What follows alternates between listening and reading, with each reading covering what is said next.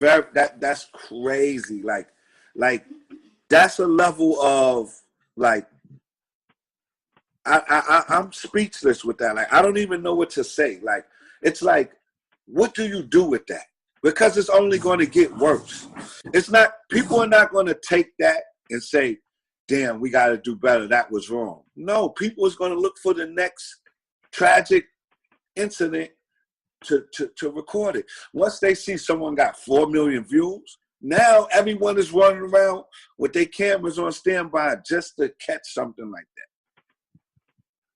And the family, like you was talking about, the mom has to watch that over and over and over.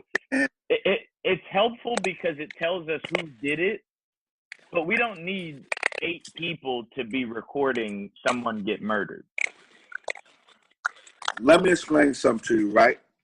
And I could even get a lot of flack for what I'm about to say, but it's just reality, right? I don't condone. I do believe in handling stuff your own, but that's just the world I come from, right? Mm-hmm. But in the real reality of the situation, if you got 8 people that recorded this heinous act, you don't have to put it on social media. The police is going to come and ask for that footage anyway. So if you're going to put it on social media, then you might as well give it to the police because you did the same thing. Right. Now, where I'm from, I wouldn't have personally did that. But once you decided to upload it, it's the same thing. Mm-hmm. So all of those people who recorded it have an IP address. You know what an IP address is, right? Yep. So all of those people who uploaded it, their IP addresses in the properties of that footage. So they're going to trace it back to them anyway. But see, people are not in tune in what they're really doing. A lot of these young guys or these young women don't even know what an IP address is. They don't even know that everything on their computer and phone you're 100% is traceable. Correct. To educate us on what an IP address is, because maybe this can also help some of them stop the foolishness. Okay, an IP address is like your computer social security number. It's like your cell phone social security number.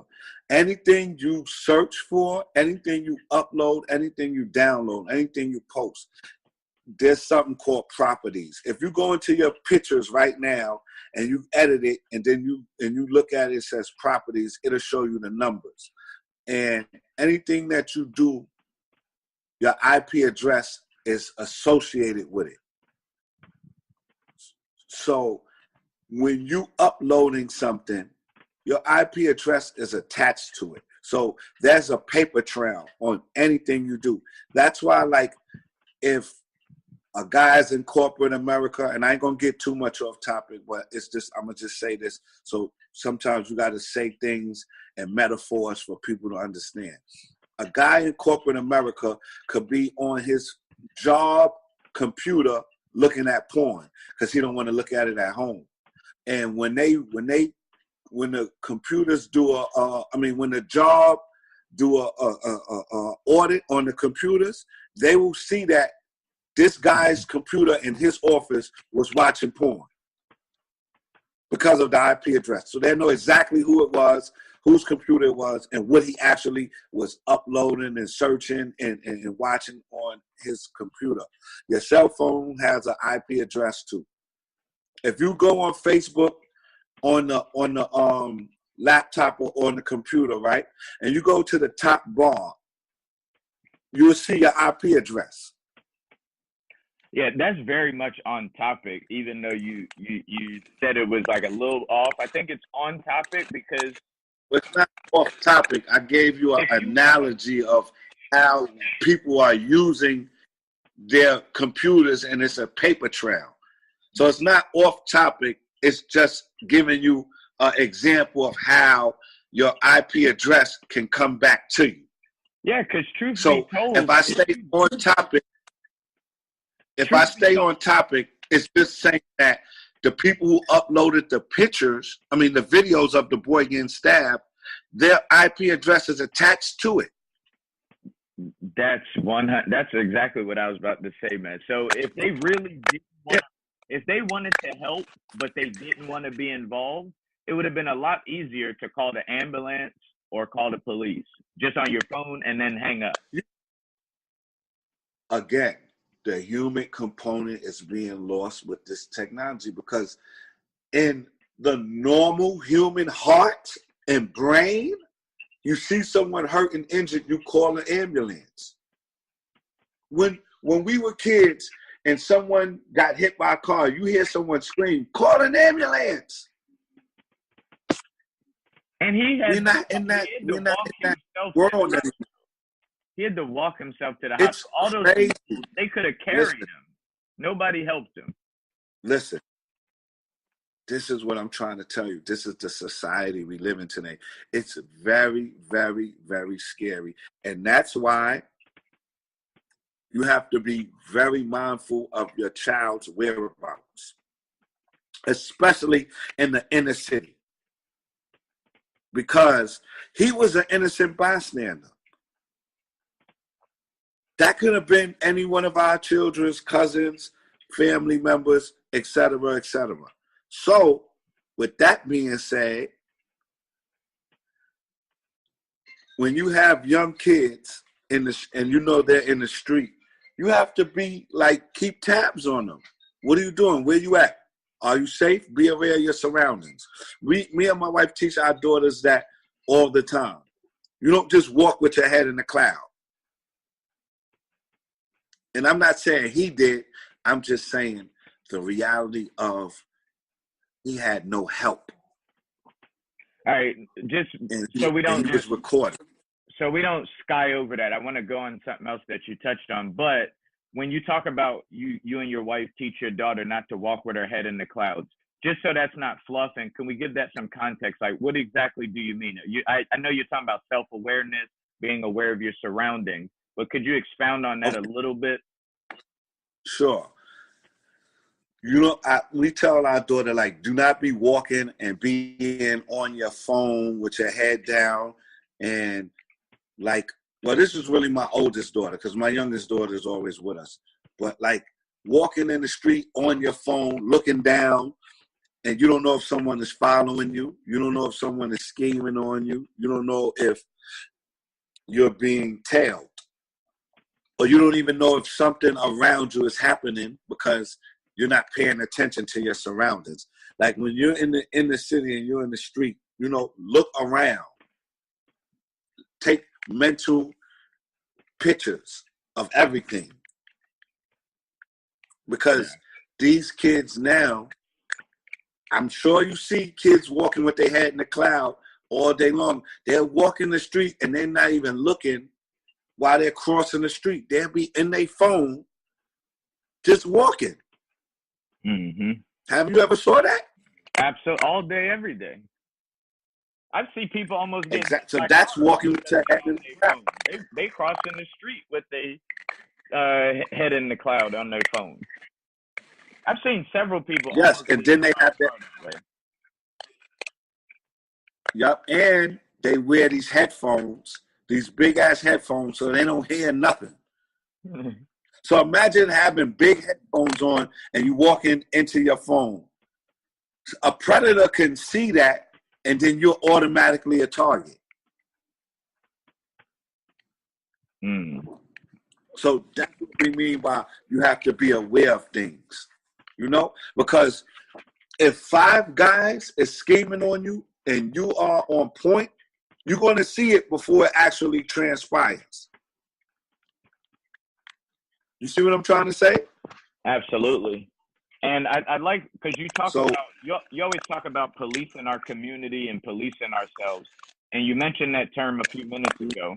But so I'm assuming that you like the idea, whether they're right or wrong, the community stood together. They kept the store owners, they policed the store owners by saying, yo, y'all could have did a little bit more than what you did. And for that reason, we're no longer giving y'all money. Whether they're right or they're wrong, that's what you're talking about when you're talking about policing the community, right? Yes, exactly. That's my point on a multitude of things. Like, remember when I told you when Kanye West said that, and I said we shouldn't buy his album, we shouldn't download his album, we have to police him to where don't ever say no dumb shit like that again? Yep. That's where the power lies. The power lies in strength in numbers.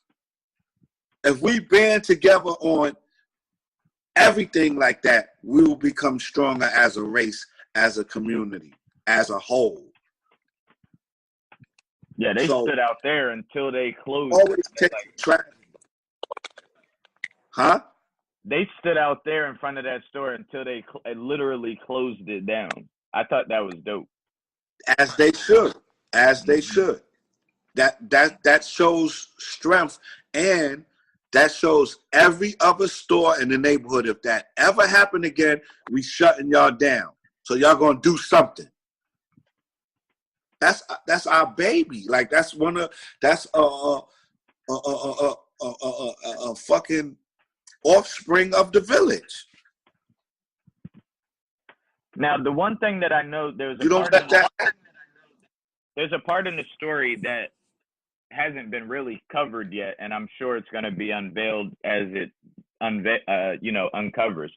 But he originally went downstairs. Junior originally went downstairs because his friend told him that he needed $5. So he went down to speak to it, to give his friend some money. And that's when the whole thing happened. Now, nobody has yet talked about this friend, and some people are saying that it could possibly have been a setup with his friend. Let me explain something to you, what the police is going to do. See, let me tell you how this shit works. If you got 5 people in an indictment, right? Right. You have 5 different stories, 5 different personalities. They're going to put the squeeze on the weakest one. They're going to find out. They're trained in interviewing. They're trained in all of this. They're going to find out the weakest one, offer him the shitload of time, and then they're going to separate all 5 of them and have all 5 of them thinking that one of them is telling on the other. So the real story will come out eventually. When you have, especially in this day and age, because they're all on camera, so they can't say they didn't do it. So now all the police want is the real story. It does them a disservice to keep the story to themselves. But one of them, preferably all of them, is going to sing because they're going to put the hammer down on them. Someone is going to have to take the brunt of the time because they're going to say, who is the mastermind? Who initiated this plot? Because now we're talking about premeditated. Premeditated holds a higher sentence than something not happening. Now, I'm going to give you a context of what I mean. If me and you is walking in the street and you bump me, but I'm just going my merry way and you bump me and we get into an altercation and I do something to you that caused you harm, that's manslaughter because I wasn't even planning on doing anything to you. I was just going about my day. You was going about your day. But I catch you in the bed with my female, and then I go get a gun, follow you for 2 hours, and then shoot you dead. I thought about it. I contemplated it. I let it happen. I played it out to fruition. That's way more dangerous because they're saying this wasn't a heat of the moment thing where you just reacted. The normal mind should tell itself that's not the right thing to do. Talk about it, think about it later, or don't do it. So do you think do you think these kids thought that they would get in trouble or no? No one thinks you're going to get in trouble until you actually get in trouble. If you're in that deep, they thinking they're going to get away with it. Their minds is oblivious to the cameras, which is stupid because the whole New York City is wired up. Yeah. So even if the it whole was New the York right City person, is wired up. even if it was the right kid that they got, do you think it would be this big of a It still was wrong. It still was stupid. It still was stupid. I mean, The kid should have never uploaded the